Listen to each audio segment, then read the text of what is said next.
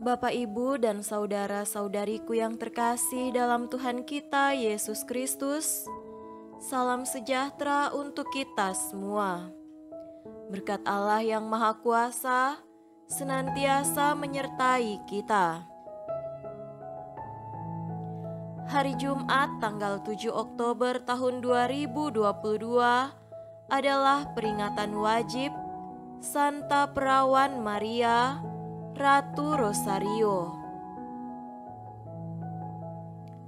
Peringatan Bunda Maria Ratu Rosario ini berasal dari devosi yang terkait dengan kemenangan perang di Lepanto tahun 1571. Saat itu, ekspansi Kekaisaran Ottoman dapat dikalahkan.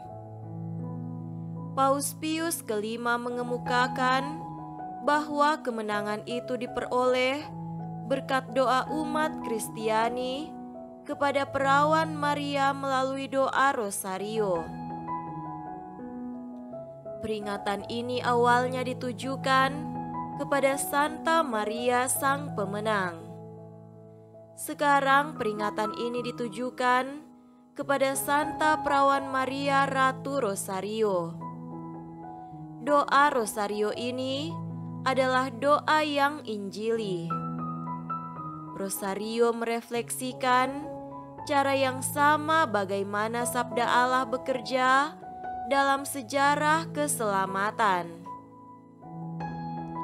Dalam sejarah keselamatan itu, Rosario merenungkan secara tertata peristiwa pokok yang digenapi dalam Kristus, yaitu dari dikandungnya oleh Perawan Maria dan misteri kanak-kanaknya, sampai peristiwa puncak Paskah dan dayanya bagi gereja yang lahir pada saat Pentakosta, serta tentang Perawan Maria yang diangkat ke surga, tubuh dan jiwanya.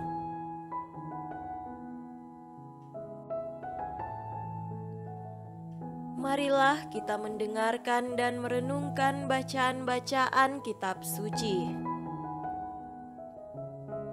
Bacaan pertama dari Kisah Para Rasul, pasal 1, ayat 12 sampai 14. Maka kembalilah rasul-rasul itu ke Yerusalem dari bukit yang disebut Bukit Zaitun, yang hanya seperjalanan sabat jauhnya dari Yerusalem.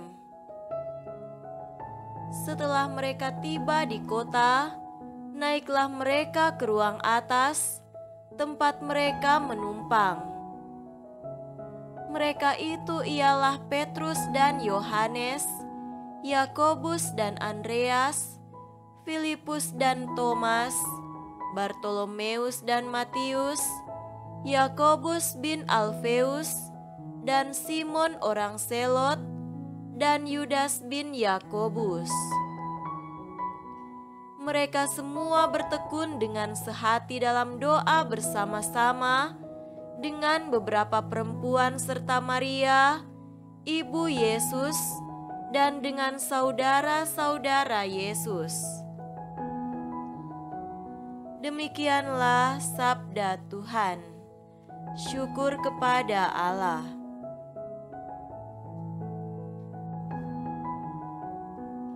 Semoga Tuhan beserta kita sekarang dan selama-lamanya. Inilah Injil suci menurut Lukas. Dimuliakanlah Tuhan. Injil Lukas pasal 1 ayat 26 sampai 38. Dalam bulan yang keenam, Allah menyuruh malaikat Gabriel pergi ke sebuah kota di Galilea bernama Nazaret kepada seorang perawan yang bertunangan dengan seorang bernama Yusuf dari keluarga Daud. Nama perawan itu Maria. Ketika malaikat itu masuk ke rumah Maria, ia berkata, "Salam, hai engkau yang dikaruniai, Tuhan menyertai engkau." Maria terkejut mendengar perkataan itu, lalu bertanya di dalam hatinya, apakah arti salam itu? Kata malaikat itu kepadanya, "Jangan takut, hai Maria, sebab engkau beroleh kasih karunia di hadapan Allah. Sesungguhnya engkau akan mengandung dan akan melahirkan seorang anak laki-laki, dan hendaklah engkau menamai dia Yesus. Ia akan menjadi besar dan akan disebut Anak Allah yang Maha Tinggi. Dan Tuhan Allah akan mengaruniakan kepadanya tahta Daud, bapa leluhurnya, dan ia akan menjadi raja atas kaum keturunan Yakub sampai selama-lamanya, dan kerajaannya tidak akan berkesudahan." Kata Maria kepada malaikat itu, "Bagaimana hal itu mungkin terjadi, karena aku belum bersuami?"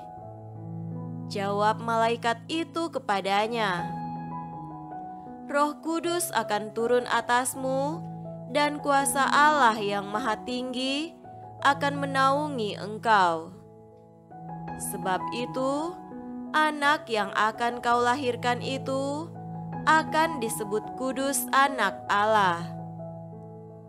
Dan sesungguhnya Elisabet sanakmu itu, ia pun sedang mengandung seorang anak laki-laki pada hari tuanya, dan inilah bulan yang ke-6 bagi dia yang disebut mandul itu. Sebab bagi Allah tidak ada yang mustahil." Kata Maria, "Sesungguhnya aku ini adalah hamba Tuhan, jadilah padaku menurut perkataanmu itu." Lalu malaikat itu meninggalkan dia. Demikianlah sabda Tuhan. Terpujilah Kristus.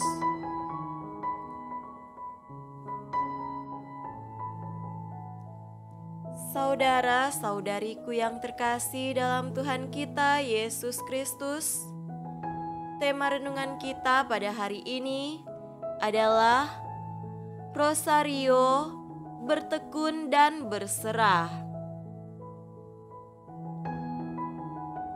Setiap bulan Oktober, yang juga dikenal sebagai bulan Rosario, umat Katolik bertekun dalam doa. Beberapa komunitas Kristiani secara bergilir dari rumah ke rumah mendaraskan Rosario dengan aneka wujud. Ketekunan dalam doa Rosario telah mengalirkan banyak rahmat bagi umat Allah dari masa ke masa. Banyak kesaksian umat bahwa mereka mendapatkan rahmat yang mereka butuhkan dalam keluarga, pekerjaan, dan pelayanan melalui doa Rosario. Hal ini tentu saja meneguhkan iman kita, namun harus dipahami, Rosario bukanlah jimat dan mantra. Doa Rosario yang sejati mengantarkan kita kepada ketekunan dan penyerahan diri kepada Allah. Pada bacaan pertama, dikisahkan para rasul dan Bunda Maria kembali ke Yerusalem setelah menyaksikan Tuhan Yesus terangkat ke surga. Mereka kembali untuk bertekun dan sehati sejiwa dalam doa, menantikan Roh Kudus. Ketekunan yang sama diwariskan kepada umat beriman.